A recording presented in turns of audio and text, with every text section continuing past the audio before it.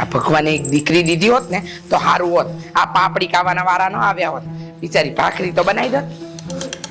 હું પણ અહીંયા ન હોત ને. મજા આવતી હશે.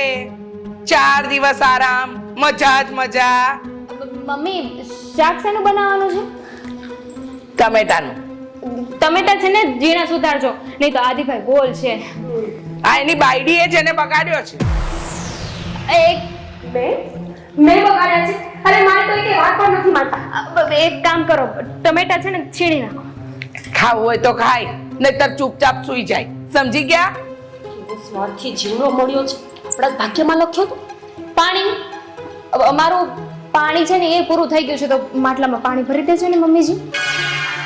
બધું સંભળાય છે. હા, મને બેરી નથી હું. ને શું કહ્યું? પાણી પૂરું થઈ ગયું છે ને? ટાંકો ભર્યો જ છે. લાગે છે 4 દિવસ તમે મારા સાસુ બનશો નહીં. એક વાત મને કહો ને. હા, આખી વાતની અંદર તમે બંને સંપ કરીને તો આ ખૂણો નથી પાડતી ને? હા, નાલાયક વહુઓ. મારી શંકા છે. શરમ આવે છે? બોલું કઈ બોલું.